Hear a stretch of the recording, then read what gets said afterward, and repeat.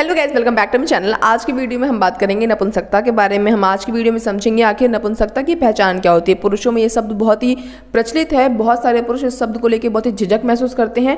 वो एक्चुअल में जान ही नहीं पाते हैं कि आखिर नपुंसकता क्या होती है।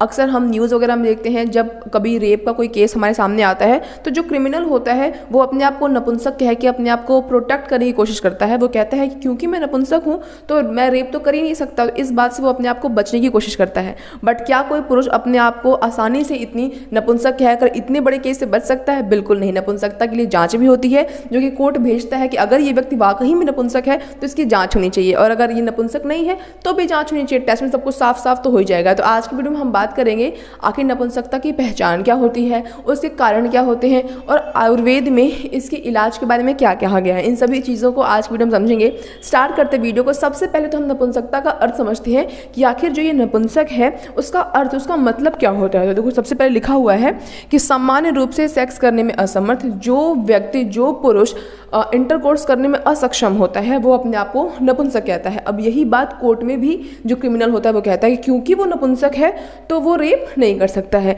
आगे देखो लिखा हुआ है कि हिंदी में इसका अर्थ हिजड़ा भी हो सकता है। बहुत सारे लोग नपुंसक को आम भाषा में समाज में हिजड़ा कहकर भी पुकारते हैं। ठीक है, अब देखो आगे लिखा हुआ है पुरुषों के संदर्भ में नपुंसकता का अर्थ है पुरुष बांझपन। जब बांझपन शब्द आता है तो बहुत सारे लोग इसको महिलाओं से रिलेट कर देते हैं, बट ऐसा बिल्कुल भी नहीं होता है। बांझपन महिलाओं में तो होता ही है, बट महिलाओं के साथ साथ पुरुषों में भी होता है। तो जो नपुंसकता का अर्थ है वो उसका अर्थ पुरुष बांझपन से भी हो सकता है, या जब कोई पुरुष अपनी पत्नी को गर्भवती करने में असमर्थ हो तो उस कंडीशन को हम नपुंसक कहते हैं। मुझे लगता है कि अब तक आप लोगों को समझ में आ गया होगा कि आखिर नपुंसक का अर्थ क्या होता है, इसका सटीक मतलब क्या होता है। अब बात करते हैं पहचान के बारे में। हम कारण भी समझेंगे, बट आपको सबसे पहले पहचान समझनी पड़ेगी। तो पहचान या फिर लक्षण हम अगर कहें तो सबसे जो पहला लक्षण नपुंसक का है वो ये है कि इरेक्शन पाने में कमी है।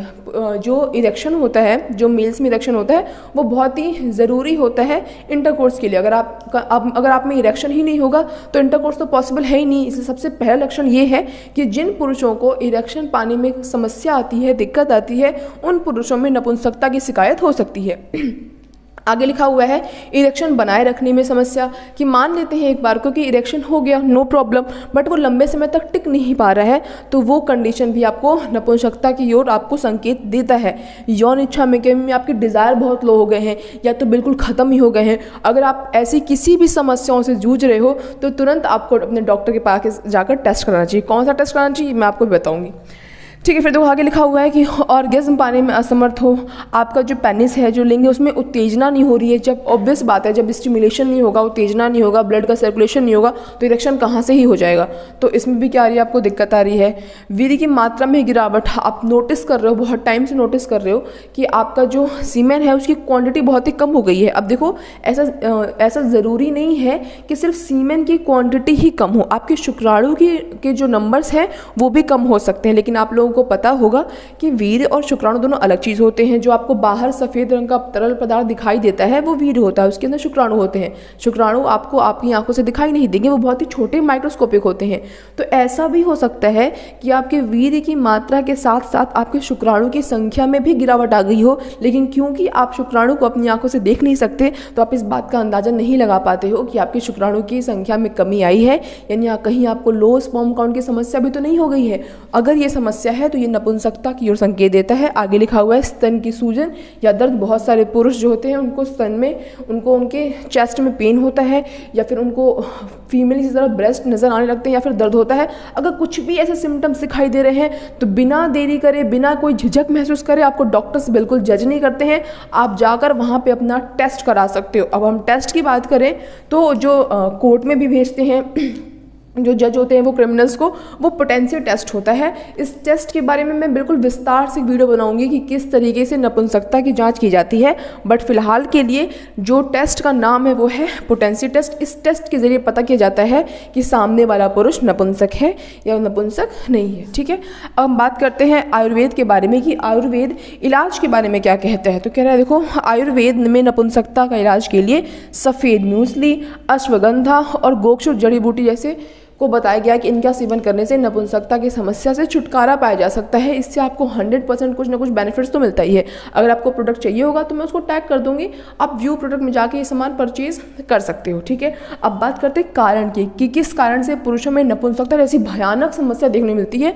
देखो, नपुंसकता ऐसी चीज़ भी नहीं है जिसे हम कभी भी ट्रीट ही नहीं कर सकते, वो डिपेंड करता है आपके कारण के बारे में। अगर कारण ट्रीटेबल होता है तो नपुंसकता को ट्रीट कर सकते हैं, लेकिन आपको ऐसा कुछ कारण हो गया है, ऐसी कुछ दिक्कत हो गई है जो कि पॉसिबल ही नहीं है कि नपुंसकता को ट्रीट किया जाए, तब की बात तो अलग होती है। अब कारण में बात करते हैं कि आपको कोई हार्मोनल असंतुलन है। मान लेते हैं कि जो पुरुषों में मुख्य रूप से हार्मोन होता है उनकी आपको कमी हो गई है, टेस्टोस्टेरोन की कमी हो गई है, ठीक है। उससे क्या होगा, अगर आप में हार्मोन्स नहीं बनेंगे तो हम हार्मोन रिप्लेसमेंट थेरेपी दे देंगे। लेकिन कुछ और दिक्कत होती है, ऐसी जो जन्म से ही प्रॉब्लम है तो उसको ट्रीट करना इतना आसान नहीं होता है।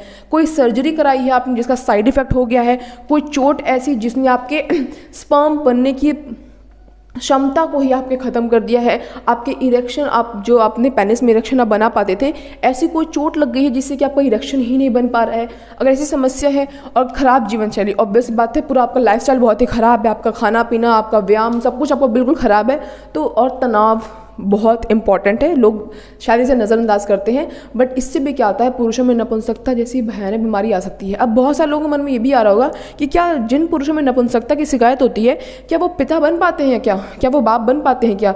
तो मैंने आपको पहले ही बताया कारण पे डिपेंड करता है। अगर कारण ये है कि आपके अंदर शुक्राणु बनना खत्म हो गया है, 0 स्पर्म काउंट हो गया है, आपका खुद का शुक्राणु बन ही नहीं रहा है, तो ऑब्वियस बात है कि आप बायोलॉजिकल फादर नहीं बन पाओगे। हाँ, अडॉप्ट कर लो, कहीं से कुछ भी कर लो तो वो पॉसिबल है, बट खुद तो आप फादर, मतलब बायोलॉजिकल अपने बच्चे के रियल फादर तो नहीं बन पाओगे।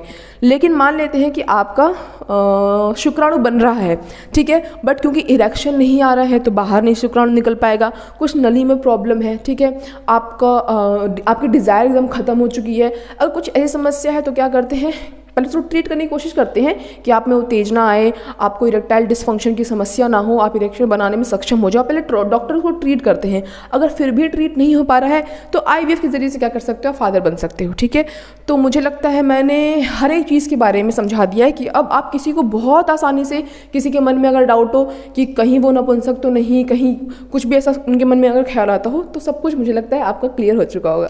तो आज के इस वीडियो के लिए बस इतना ही, मिलेंगे नेक्स्ट वीडियो में किसी और बहुत ही इंटरेस्टिंग और इन्फॉर्मेटिव टॉपिक के साथ। तब तक अगर आपको मेरी आज की वीडियो अच्छी लगी हो, इंटरेस्टिंग लगी हो, इन्फॉर्मेटिव लगी हो तो वीडियो को लाइक कर देना, और ऐसे और इंटरेस्टिंग टॉपिक्स के लिए मेरे चैनल सब्सक्राइब करना। That's all, bye guys.